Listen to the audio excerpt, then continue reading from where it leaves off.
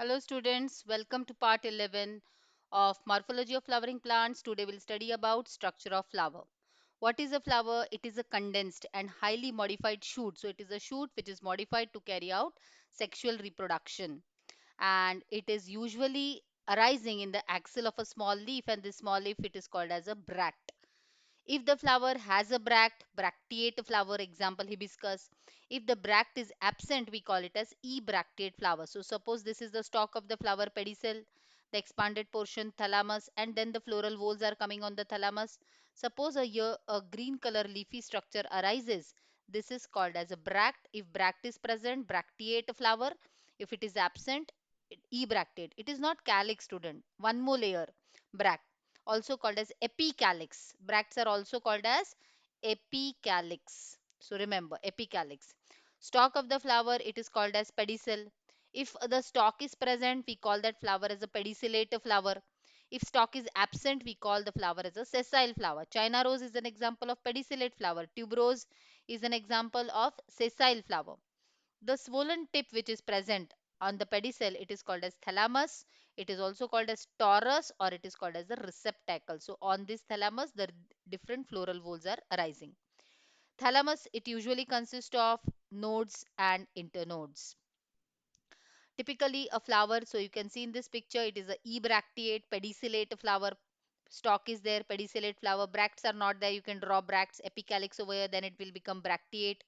This is the calyx, this is the corolla, the androecium and the gynoecium. We will see it in detail. Typical flower has four whorls, accessory whorls, accessory because they do not participate in reproduction, calyx, corolla. Essential whorls because they participate in reproduction, androecium and gynoecium. Members of calyx are sepals, members of corolla are petals. Members of androecium are stamens, and members of gynoecium are called as carpel or pistil. If the sepals they are free, we call it as a polysepalous condition. If the sepals are united, we call them as gamosepalous. Look at the first picture. Here the sepals they are free from each other, so they are polysepalous. Here the sepals are fused together to form tube, so it is gamosepalous condition. What is the function of a calyx? It is protecting the inner floral whorl in bud condition. It is green in color, so carries out photosynthesis. Sometimes it is, very rarely, it is brightly colored. Then we will call it as a petaloid sepal because they are colored like petals. Why? To attract the insect for pollination. Example, Caesalpinia. More important types are there. Caducous sepals. When sepals they fall off as the flower bud opens, then it is called as caducus. As soon as the flower opens, calyx fall off. Caducus. Argemone, poppy. Deciduous sepals will survive till the petal survives. Till the petals are there, till they don't wither, sepals also are there. Example lotus, example mustard. Persistent, the sepals will survive, remain even after the fruit formation, as in tomato, brinjal, pea. You can see these are the sepals which are there even after fruit formation, so they are persistent. In pappus, the sepals become feathery or hairy. So, as in tridax, and they help in pollination, they help in transfer of the seeds or pollination. So, these are the four types of calyx. Caducus, sepals fall off before opening of flower. Deciduous, sepals survive till the petals survive. Persistent, sepals survive till the fruit. As pappus, in pappus, sepals will become feathery. Corolla is the second whole of the flower. Members are called as petals. They are colored. Sometimes they have fragrance. Why? To attract the insects for pollination. If petals are free, we call it as polypetalous condition. If petals are fused, as in datura, it is called as gamopetalous condition.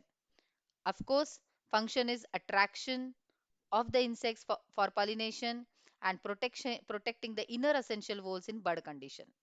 The male whorl is the androecium. Members are called as stamens. Stamen consists of filament. The stalk is the filament. This region is the connective and the anther. Inside the anther, if there are two lobes, bithecous anther. If one lobe, monothecous anther. Inside the anther, there are locules, and what are produced inside the locules? Pollen grains. So androecium, member stamen, having anther connective filament producing pollen grains. Female whole is the gynoecium.